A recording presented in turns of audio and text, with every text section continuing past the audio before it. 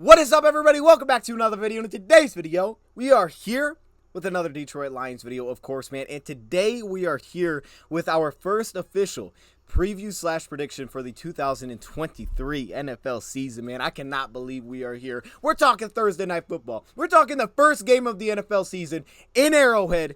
Lions Chiefs. So let's get it started. Welcome everybody to a video. Glad you guys are here, man.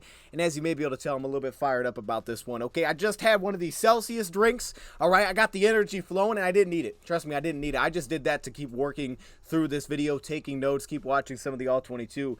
But trust me, when I turn these lights on, I was fired up. I'm just gonna record this thing right now. I'm not waiting.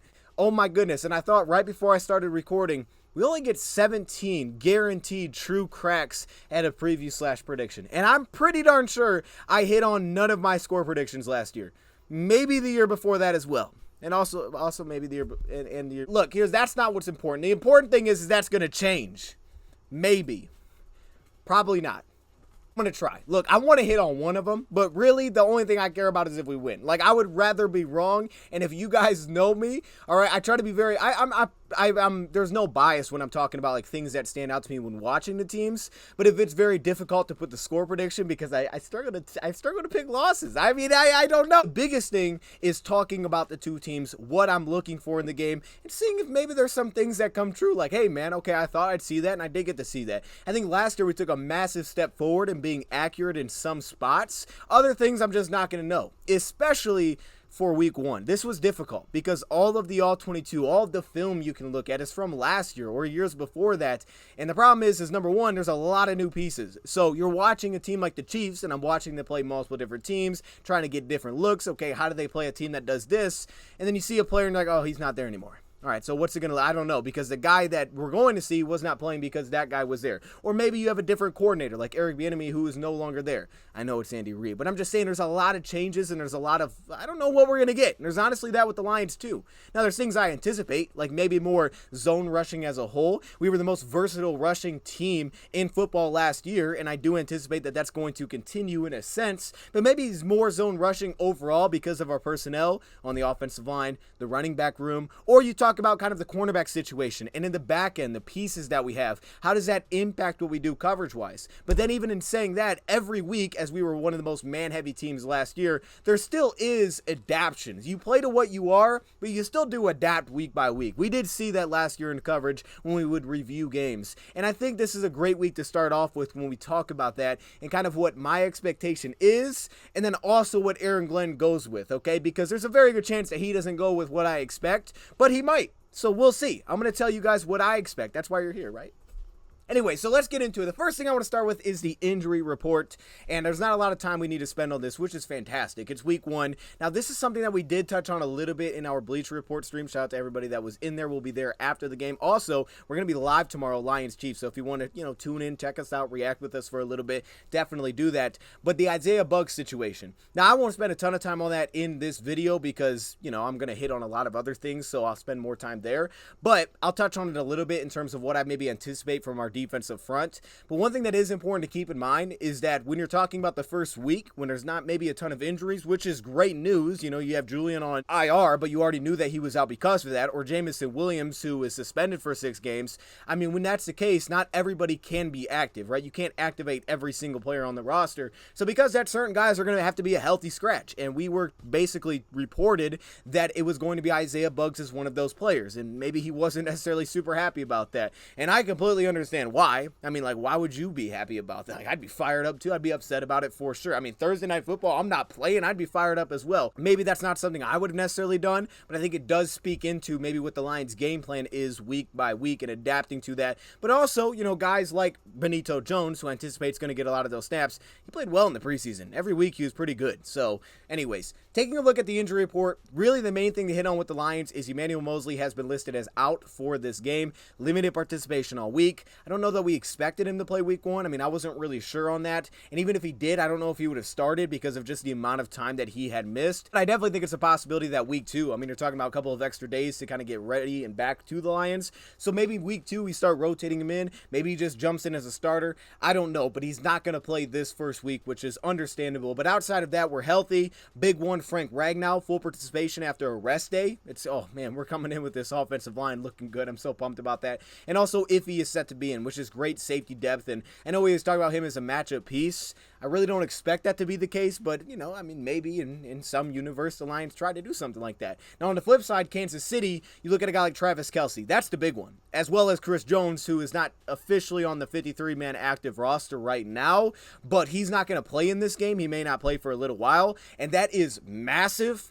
All right, I really can't say it enough. That is a massive loss for Kansas City. And I'll throw some numbers at you, but really when you just start watching, it's pretty immediate. Like, this guy's way different on that defensive line. He is by far the most impactful player, specifically on the interior where you have a lot of question marks, but even at the edge position. Like, Chris Jones does so much for this team, and maybe you haven't watched the right game for Chris Jones, and that's understandable. You know what I mean? But when you start watching him and you just focus on Chris Jones, you realize how dominant he is. Of course, as a pass rusher, but also as a run defender. The disruption that he forces is ridiculous. So he's not going to play, which is huge. And I think it could absolutely impact how the Lions plan to attack this team. It could have been similar anyway, but I think it could really impact that. But then on the flip side, you have Travis Kelce, who is questionable, who did not participate after yesterday being injured in practice. It sounds like it's a knee injury. I heard bone bruise. I heard someone say hyperextended. I'm not a doctor. I don't know what's going on there, but I believe it's a knee injury, and he did not participate today, and now he's questionable. Now, Travis Kelce just doesn't miss games, so there's really not a lot of examples to take a look at there. Now, there was a couple of them. COVID game. There was also a couple of rest games for him. So there's been those examples to peek at. I peeked at one of them where he did not play against the Steelers back in 2021. Travis Kelce is always out there. So that's a real impact. And I'm very curious to see what it will look like if he's not on the field, because there's so much that I don't think I know about what it's going to look like without him. I don't think maybe we have a completely clear picture on what their game plan is going to be to attack us, to get after us without having Travis Kelce, because he means so much and it's so immediately noticeable when you start watching, just in terms of, I think, the way that Mahomes plays the game. And that's nothing against Mahomes. Mahomes is a dog. We know this. But the way that he plays the game, Travis Kelce affects a lot of that, and there is a ridiculous amount of trust there. So anyways, we're going to touch on some of those notes, but he's questionable. That's the big one. That would be huge. I mean, you're talking about maybe, 2 of the 3 best players on this team not playing. That's gigantic. Outside of that, though, good news for them. A lot of full participations after limited participation. Kadarius Toney, he's going to play. I'm really excited to see what he looks like in this offense. Not against us, but just in general. I like Kadarius Toney coming out. I think we called him the human joystick. Okay, I want to see that guy. Not against us, though. Hopefully he's trash. And then also, Ladarius Sneed, and they have some big outside physical cornerbacks. Man, they're legit. They are a more man-heavy team than I anticipated. Wouldn't shock me if they are again in week 1, knowing what teams have had success with the Lions, against the Lions with. So those are, that's a big addition for them, Sneed. They're really strong in the back end. But with all that being said, let's just dive right into it. All right, and I'm going to go through what I expect offensively and defensively, how maybe the Lions, in my opinion, can attack this team, things that I think they do well and maybe don't do as well, maybe weak spots, tough spots to kind of crack into. It's going to be like, hey, man, they're pretty good at this area, those kind of things. Absolutely could be wrong on some of these. Maybe I'm right on some of these as well, and I'm going to give you guys my takes from what I've seen of watching this. We'll end it off with a score prediction. I think we're going to get one right. And it might be week 1. I mean, what I'm saying? The Detroit Lions on the offensive side of the ball. Lions attacking this Kansas City Chiefs defense. Now, the first thing that we have to start off with, because first off, there's a lot of impactful pieces that they don't have, in my opinion, right? Chris Jones, the massive one. We're going to get to that. But not having a guy like Clark on the edge is massive as well. He was the second player that really stood out from a play-to-play standpoint, in my opinion, that was just super impactful, whether that be playing the run on the edge or also just getting pressure on offensive tackles. We have 2, you kind of say veteran tackles, but 2 legitimate offensive tackles, and Clark was kind of an animal, maybe not as consistent as Chris Jones, but he was really good on the edge there, wearing that 55. Without him, you're talking about a lot of youth, all right? A lot of question marks. I think they have some more legitimate, not more legitimate than him, but they have some legitimate run defenders in there, but really questionable just because of how young it is. I mean, there's been investment. You talk about adding Felix and Adike Uzoma this offseason in the draft, at the end of the draft. You talk about George Karlaftis a year ago, another first-round picks in that mix. I think they have B.J. Thompson also in that mix, one of their depth pieces. And then they have some vets in there like the Mike Danas. So they have players, but not maybe that guy from what I've seen. But we got to talk Chris Jones, because to me, Chris Jones is huge. I mean, he changes everything without having this guy. And I want to throw some numbers at you to kind of give you, just some perspective on what I'm saying, because I don't think there's enough clips that I can showcase to really demonstrate that. Otherwise, we'd be here forever. But I can use some numbers to kind of give you guys a sense of it. And I'm going to throw clips as we talk. But let's start here. Let's start with pass rush. Chris Jones, I wrote it down. He's their best run defender and pass rusher on the defensive front. Hands down by far to me. Hands down by far. And this is going on pass film. It wasn't even close. So there's that. Penetration, disruption, ridiculous pass rusher. It can affect how you play the box because you know that he's just going to cause havoc. But we'll start with some numbers. Let's talk about pressure. According to Sports Info Solutions, shout out to SIS, they have a 4.4% pressure drop without Chris Jones, a 1.3% sack rate drop without Chris Jones, okay? So that's the first stats that I'm going to hit you with in terms of pass rush. As a run defender with Chris Jones, teams average a negative 0.14 EPA per rush attempt. Without Chris Jones, that jumps up to a 0.07, all right? So I know there's kind of like the little metrics of it, but he is massive. Run game, pass game, he's massive there. Now, this isn't the best run defense anyway, but they're legitimate on the second level, right? They got some guys that can really key. They fly around. They have really good, strong depth as well. When you go through the Drew Tranquils, who's behind already two legitimate linebackers, right, in Willie Gay and what they have in Nick Bolton, but they're really legit at the second level specifically. But the defensive line without Chris Jones, I think there's real questions here. And I think it's important to throw in a guy like Carlos Dunlap as well. They're seemingly starting to make that transition to lean into a lot of these investments that they've now put in the first round on the defensive end position.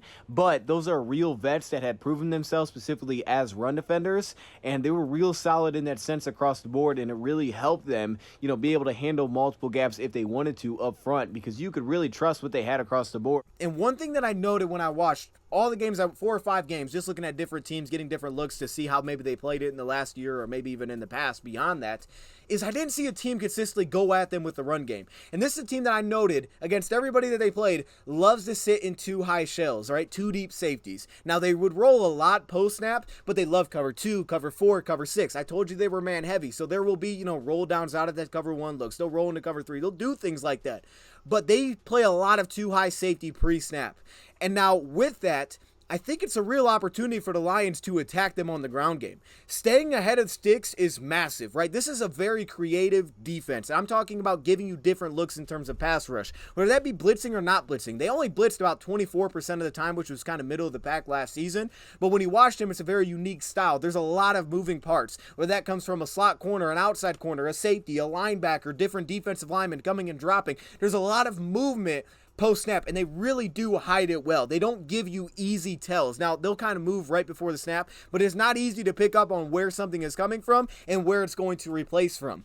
With that said, though, without having a guy like Chris Jones, if you dominate on the ground, you can help yourself stay out of those, we're in a pass down. Because once you get into that spot, that's whenever all the games crank up. Because then there's no oh man, we might lose a gap here against the run. There isn't that concern anymore once they're in 3rd and 10. So that's going to be something massive, just as a whole. And I know this feels like a very broad statement, and I hate to do that, but I really think this is an opportunity for the Lions to just punch them in the mouth and run the football. I mean, I haven't seen a lot of teams utilize the power pulling offensive lineman scheme. Maybe the Lions changed it up. Now, they're an upfield explosive team, which is really going to be important for the Lions to seal as offensive linemen to be able to pull off some of those, but also zone rushing as well. They move, they flow very quickly. But their defensive linemen outside of Chris Jones, specifically when you're just talking about on the interior, Derek Nottie, whether that's a guy like Wharton on the interior, they are below average run defenders to this point for what they've proven so far, in my opinion. And then at the edge rusher position, I talked about, I think they have some legitimate bodies, specifically specifically a guy like George Karlaftis.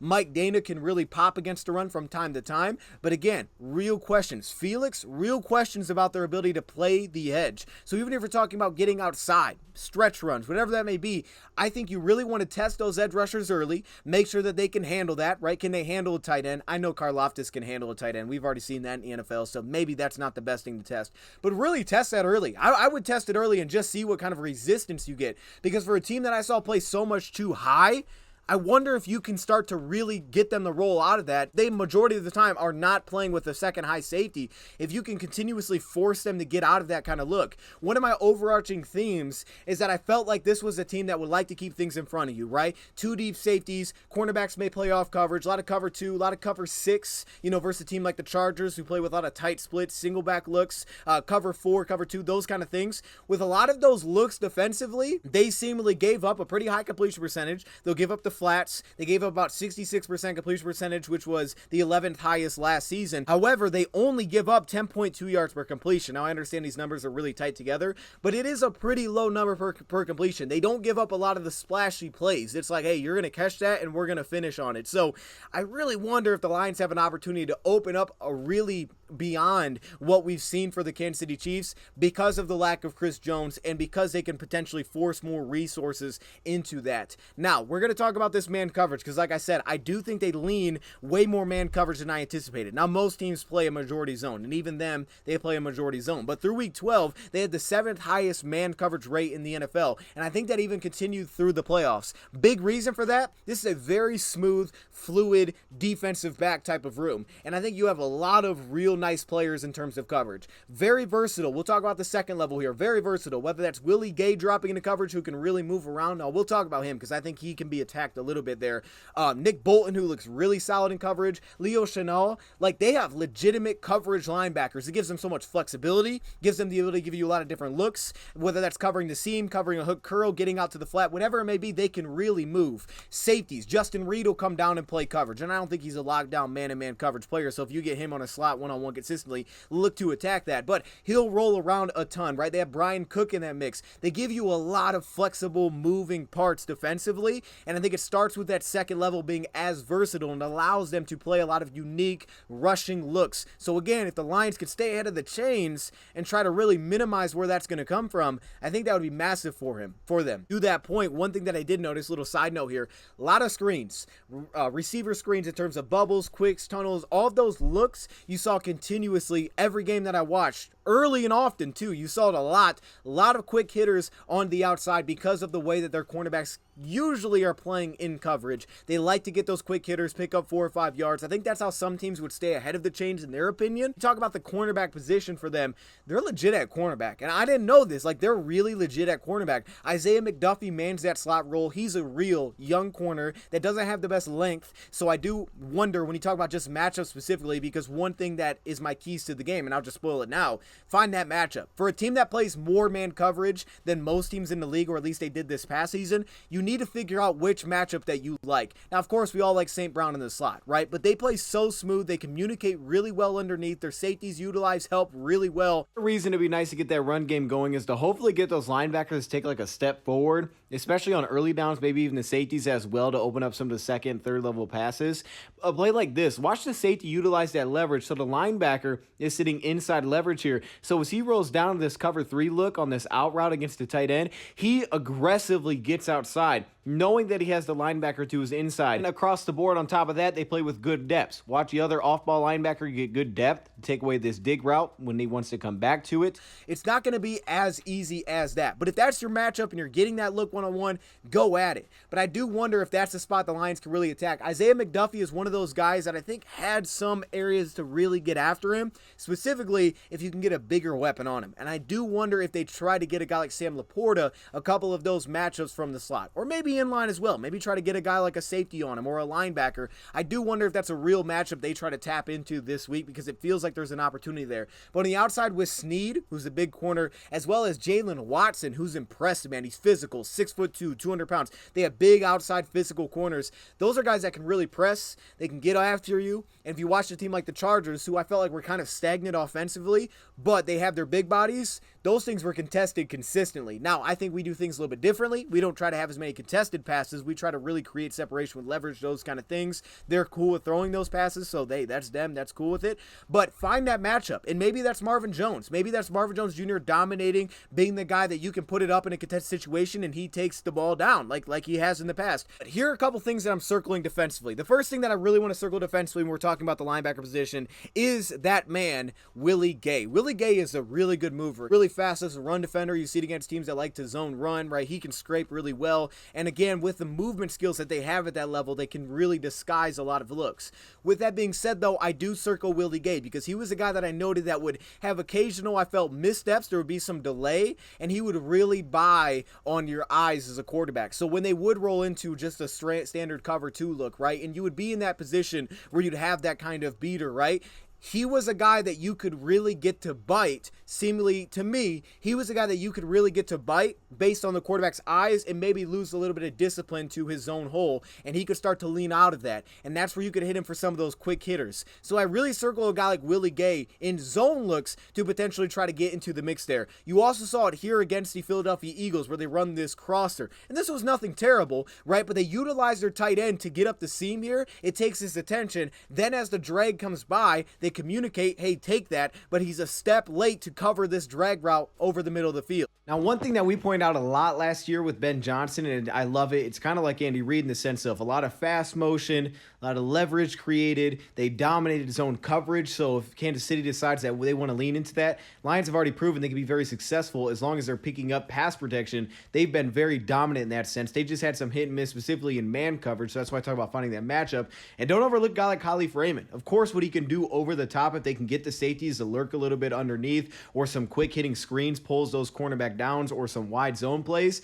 but also underneath. What he could do matched up one-on-one against some longer corners because he just separates against everybody. But this is the play I was talking about on this drag route. You can see where he kind of steps upfield, and then by the time he releases back downhill, he doesn't have that speed. And one guy without Jamo that really has that straight line speed, it's Khalif Raymond.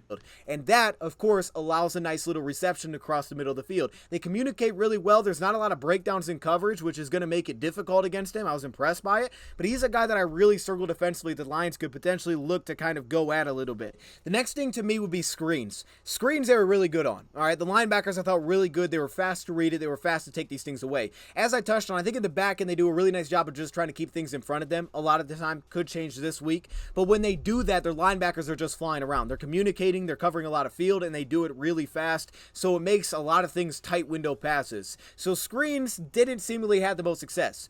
But what is something is with all these disguises and movements, there was real success attacking right where the pressure was coming from. Now, that didn't necessarily mean it was a blitz, but if they brought a quarterback, look to go right there with it, because while they would roll someone into that position, that's when you got looks that could consistently seemingly be attacked. And one thing that was true last year, as this is going to be a difficult test not only for Goff but also for the offensive line and the receivers responding to it. It's going to be tough to pick up on these things consistently, but as long as you do, I think this is a real opportunity, because one thing that we saw for Goff last year is he was very good at blitz looks. If he could pick up on it, he was very successful against getting the blitz. Pressure is different than blitz. A team blitzing, he was very successful. Finding the hole, attacking it, boom, all right, we're keeping the chains moving. Getting pressured is different. That doesn't necessarily mean it's blitz, just means they're getting pressure and you're hurried on the play. It's different when you're getting blitzed, and he had a lot of success against that. This is where I feel Kansas City can become a difficult team to deal with, especially if they know that you have to pass. They play really well with leverage. The linebackers do a really good job playing with leverage. Cornerbacks understand where they have to get to utilize that help, and they do a really nice job of making it really difficult to figure out where that one piece is that's going to be potentially on an island. So that is one of those things that they do a really nice job with, and because of that, with all the movement that they have and different looks they give you in terms of pressure, it's going to be something that's going to really challenge decision making. So those are some of the notes that I have on the offensive side of the ball. We'll go to my keys at the end. I'll hit on a couple and I'll kind of tie it all together. Let's flip to the defensive side of the ball and maybe some things I'm expecting, kind of what we just did here. Offensively, we know Kansas City is one of the best in the business. I don't need to bore you with stats, okay? We know this is the case, but I'm going to give you a couple anyway. 4.7 yards per carry, 116 yards per game, which is 20th, but 11th in terms of yards per carry, 4th in expected added points per rush. All right, this is a really nice team, and I just gave you the run stats because we know what Mahomes does in the passing game, and I think a lot of that's going to be impacted by Kelce, so I don't want to give you just the overall stats there. They can run the ball, though, as well. In terms of they're very efficient at doing so. Isaiah Pacheco is a stud. You know, they're a really team that likes to get wide. They like to utilize a lot of the stretch zone plays, outside zone. They really like to get wide, stretch the field, a lot of zone rushing, a lot of quickness, and a very good offensive line, specifically in the interior, okay? That is where they are strong. With Mays, Humphrey, Tooney, they are very tough in the interior. They get really good movement. They're consistent there. Now, the tackle position is where I really wonder about what it's going to look like, right? They have 2 new tackles. We've seen them do this. Jawan Taylor is now at right tackle. They have Donovan Smith at left tackle. It's a very unique position for them for what they like to do offensively. I think you can kind of hide it a little bit, but it's really going to stress a couple of things for me. First off, the edge rusher position. I've seen a guy like Joey Bosa have success here against them. It's going to stress those edge rushers, the Aiden Hutchinsons, whoever's out there, the Romeo, the Charles, whatever it may be, to really dominate and squeeze and force those things to cut back inside. About today's partner, but also our partner for this season, BetUS. And I wanted to break it down, give you guys a different way to look at this so I can really just showcase what's going on here. So we're partnering with BetUS, and if you go use that top link in the description, you deposit at least $100, they'll match that 125%. That is the deal that BetUS is giving you for using that top link in the description. You can also just go on Google. I typed it in right here, betus.com/DoseOfDion, and you search that up, it'll take you right to this page. Then of course on this page you guys can see the 125% sign up bonus, and you can redeem your bonuses after you create an account. You can see it's only 3 pages. It's very simple to create an account. I'm going to show you guys a couple things that they're doing right now. First off, player prop bets, game prop bets. You can bet on this game, the money line. They put the spread at 6.5. You can even do player prop bets in terms of you can build your own props. This is build mode. You can go into over/under passing touchdowns, and you can bet on that. And then, of course, you have to take a look at the futures bets as well. You can see the Lions are the favorites by far. I would say by far the favorites to win the NFC North. And I know a lot of people are going to want to jump on that one. But you can also bet who's going to win the NFC. Last undefeated team. Do you think, hey, look, Michael Banks, man, he's saying that he thinks we might be, undefeated going into the bye week. If you're with him on that, then I would look at that one. Last undefeated team. They are the leading betting platform, not only for sportsbook, but also for casino games. So you can get that fix here as well. As you can see, casino games, there is live betting as well. Do the live game betting, but you can also look at football, baseball. I know basketball's not really in season right now, but hockey, golf, tennis, soccer, martial arts, horse racing, what? Boxing? Okay, NASCAR, esports is in here. Like, yo, look at all these sports. Handball. As you guys can see, there's tons of bonuses that you can redeem, whether you're a new customer to BetUS or if you've used BetUS before. There's also re-up. You can see here as well. Re-up crypto bonus, re-up bonus. So a BetUS loyalty program, as you guys can see here, and there's tons of rewards that come with it, like free payouts, a toll-free number, bigger bonuses, welcome free play. With BetUS, you get great customer service, reliability, and also security. So you don't have to worry about those things as well. And if you go to their website, they can answer a ton of questions for you over here. They have the FAQ on there, so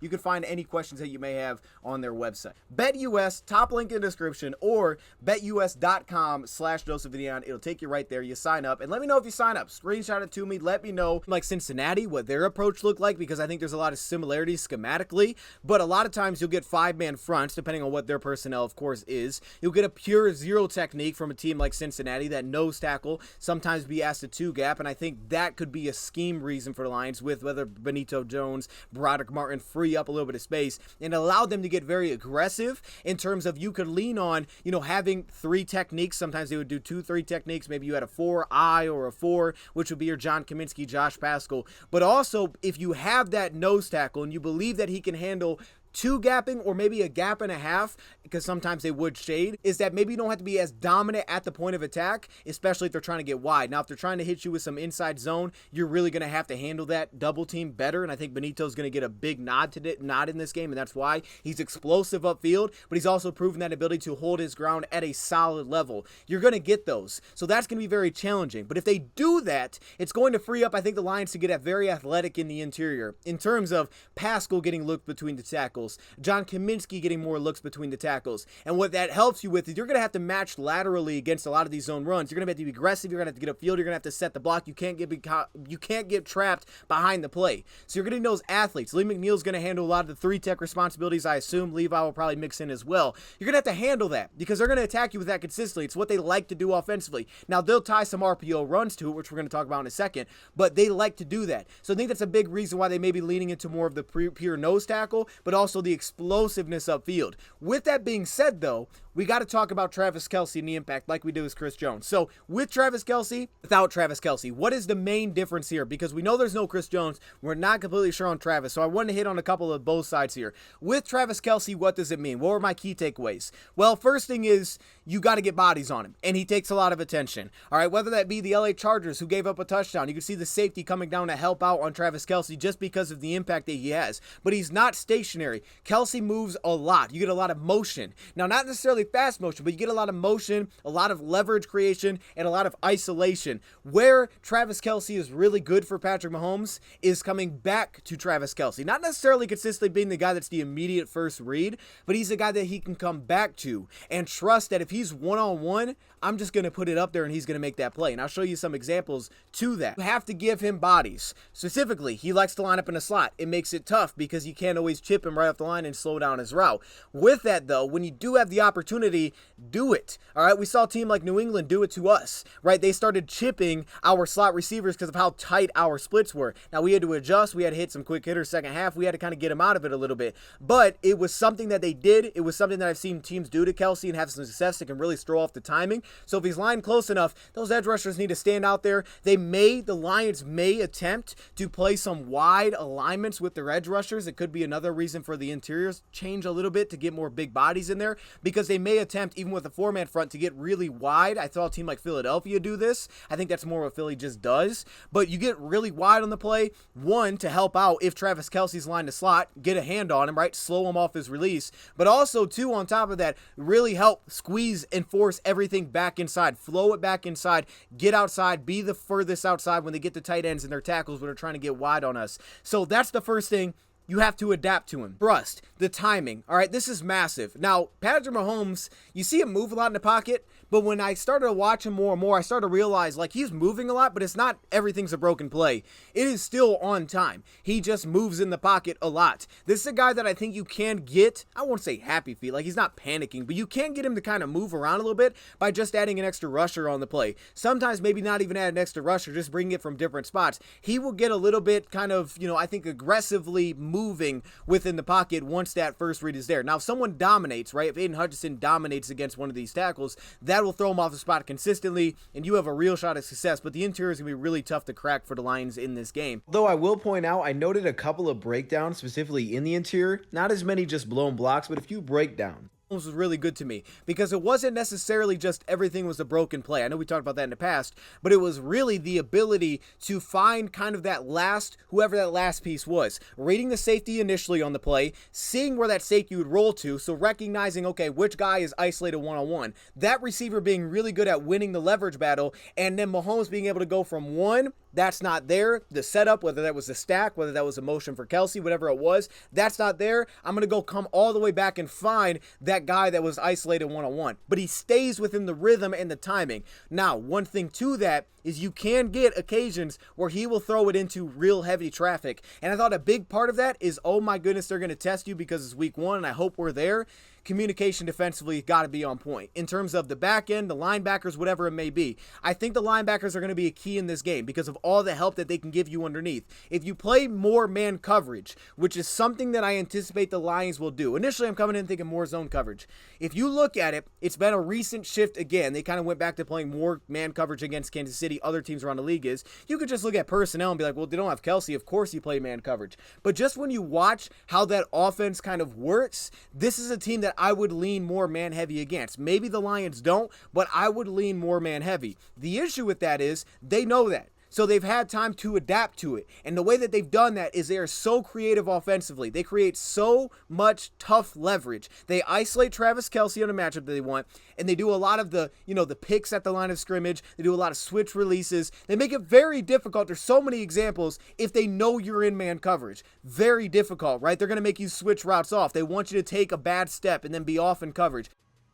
And really the reality is if they kind of have a sense of what you're in, they're very difficult, because if they're in zone, they'll overload your side. They'll put 4 routes on that side and then put a guy in a tough position, and Mahomes will just use his eyes to try to wait for something to free up. So that's where winning with pressure or making him feel that there's extra pressure helps, because he'll get out of things very quickly. The reason I believe man has a real opportunity is, yes, it's going to be difficult to handle it, but if you do handle it and you do communicate successfully, you can force him to get out of knowing where really to seemingly go with the football with a ton of confidence. All of a sudden, it turns into broken plays running around. And without Kelce, I like your chances the best there.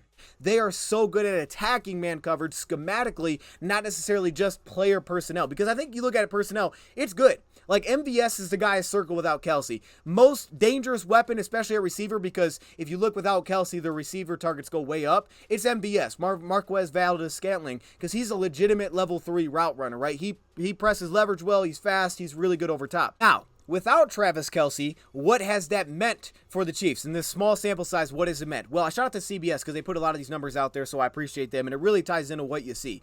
More rushing. Their rushing percentage has jumped way up without Travis Kelce. Over 50% of the time rushing the football, which is crazy, but it's kind of an anomaly because they were up big in one of those games. So there's that. 10% more of their targets go to the receiver position. So they do have Noah Gray, who's a legitimate number 2 tight end, and they still utilize him even with Kelce, but he'll be kind of the next guy in for them. But Noah Gray would be the guy for them. But the receiving targets go up. The receivers get more so involved in the passing game without Travis Kelce. And then also defenses have done less blitzing and less press coverage. All right, playing a little bit softer. The ball usually gets out a lot quicker for Kansas City, a lot more timing, and it is a reason to kind of sit in some zone if you want to. I want to tie this all together because here was the biggest thing for Mahomes, and I think it's really what makes him so tough. We talk about breakdown plays, how he's so creative, he's so tough, you want to keep him on schedule, keep him in the pocket, all that's understood, but the reason to me that is because Patrick Mahomes is really good with taking all of your vision away or making him focus on you with either his eyes or his body language. Really tough. And I understand. You see him and you're seeing him run around, you're like, oh gosh, something's happening, got to find that guy. But once you do that in coverage, it's over. It's a wrap. There are so many designs, and you see when you start looking at the all-22, that he's just looking to nobody. You're like, oh, he's looking over there, but there's no receiver. You're like, where's he even looking?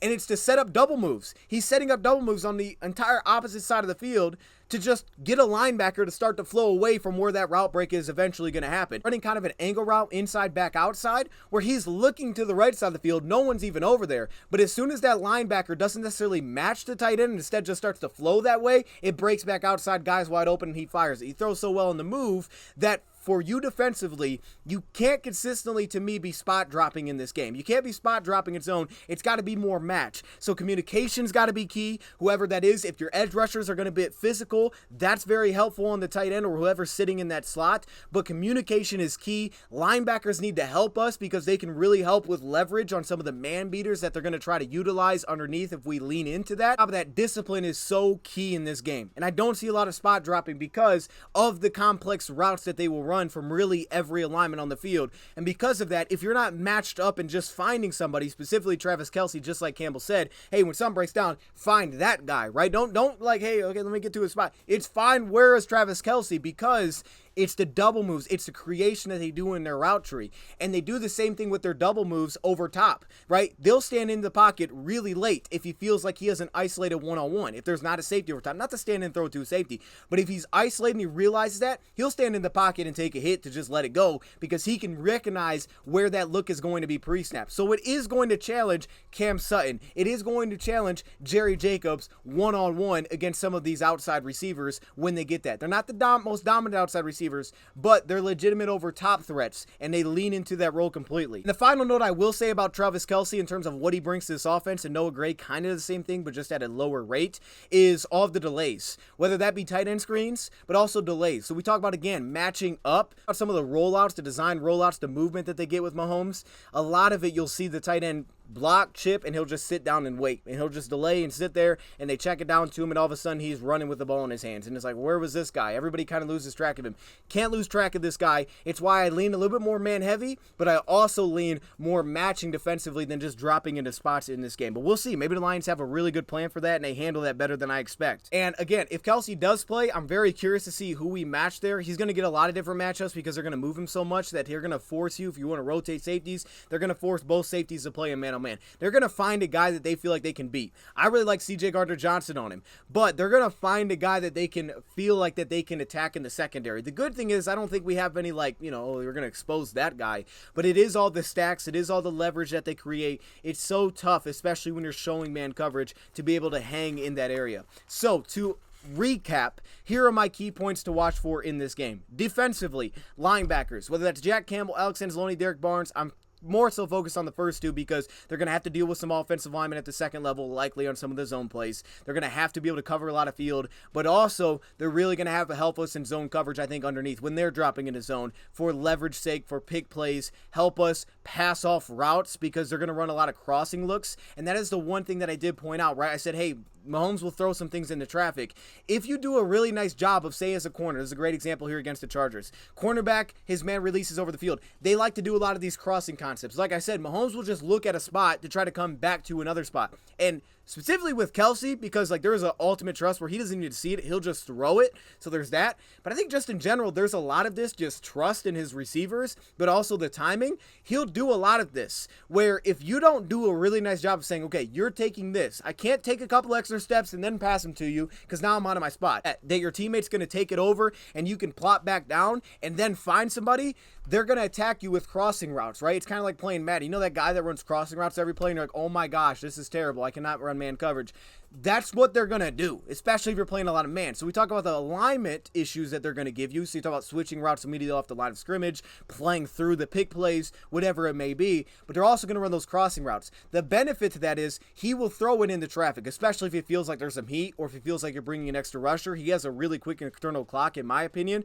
Though he'll keep his eyes downfield and move a lot, he does have a quick internal clock. So because of that, you have a real opportunity to get him to throw the football a couple of times. And to me, the biggest way to do that is just be so smooth in coverage transitions. All right, you got him, I'm dropping, I'm finding the guy that's crossing, and I'm going to sit right in front of that. And you could take things away because he'll throw to spots. I also anticipate we're going to see if there's no Kelce, MVS, top receiving option for me. Noah Gray's going to get a lot of looks at tight end. But specifically the Sky Moores, the jet sweep looks. They do a lot of fast jet sweep motions as well to try to, again, create leverage. They want a linebacker to just take that outside step, and then we're going to attack you in line with the tight end. They just try to get you to take a little step to open something up one-on-one if you're going to send man coverage. So the discipline's got to be insane here. The communication's got to be fantastic. I think CJ helps us a lot in that case because if you look back, you could just go to one example. Just go look at a Super Bowl.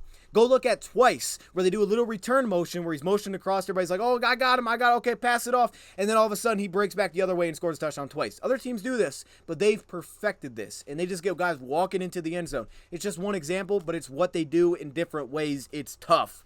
It's tough to handle, but I do anticipate guys like Sky Moore. They like to drag cross with them as well because they just have pure speed. They have a lot of speed in the receiver room, and they'll get a lot of those guys involved. Isaiah Pacheco, get them wide. They'll try to really stretch you horizontally in that sense. The slot defender, whoever that may be, whether that's Brian Branch, who's probably going to get a lot of that workload. You're going to talk about a rookie here. If it's Kelce, that's going to be tough, so we'll see on that one. But if it's not Kelce, they're still going to look to attack that. The Sky Moores, MVS, they'll put a lot of different pieces in that look. He's going to get different looks in this game. They like to go there without breaking routes, those kind of things. So who's ever in that slot role, leveraging communication to me is key. And then finally, again, the wide zone rushing scheme, the zone rushing scheme. On the flip side, offensively, here are my 3 keys for the Lions offensively. Stay ahead of this chains. Do not get into third and long. Do not get into second and long if you can avoid it. You really want to just continuously gain yards. Try to keep them from wanting to be able to get very exotic with the looks that they give you as a pass rushing team. Really want to keep them kind of disciplined where even if they're bringing different rushers and they blitz, which is fine, we've had success against it,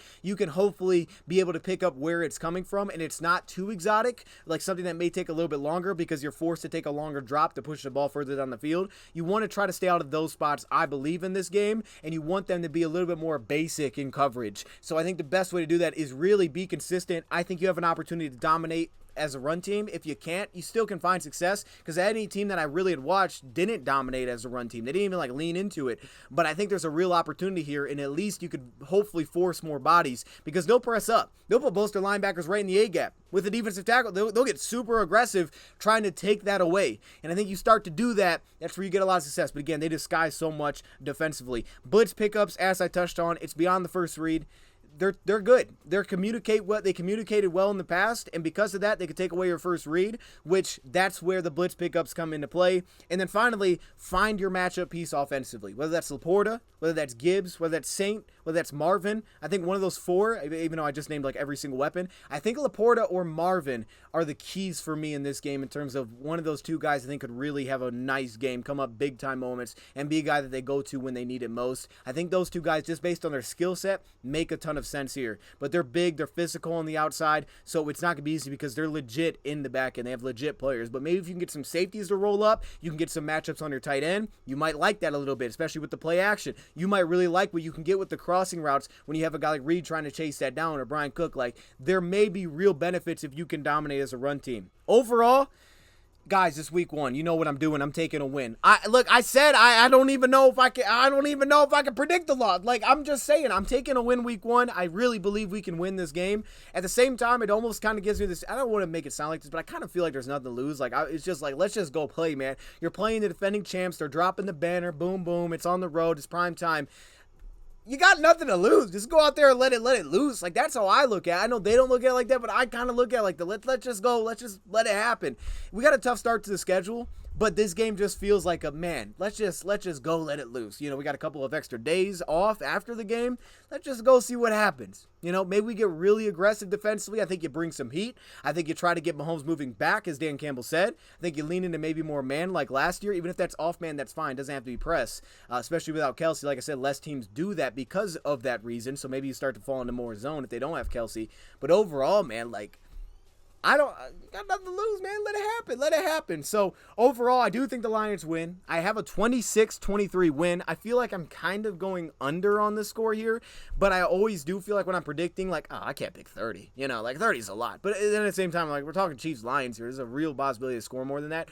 But I'm going 26-23. It's week one. I think these defenses on both sides could be very legitimately underrated. It's just going to be a question on how fast is their communication clicking. If both teams are very smooth in coverage, which I thought the Lions were in training camp, they're both very smooth, fluid, this could be a lower scoring game than anticipated. And to me, that's the key. So I'm going to go 26-23. Lions get it done on the road. They're 1-0, and we're fired up. We're talking Super Bowl. I want to remind you guys, betus.com/DoseOfDion, or use the top link in the description. They're not only our partner for today, but they're our partner for the football season, and it's a great partnership. So if you guys are going to be doing any of the betting side of things, use BetUS and use that top link in the description.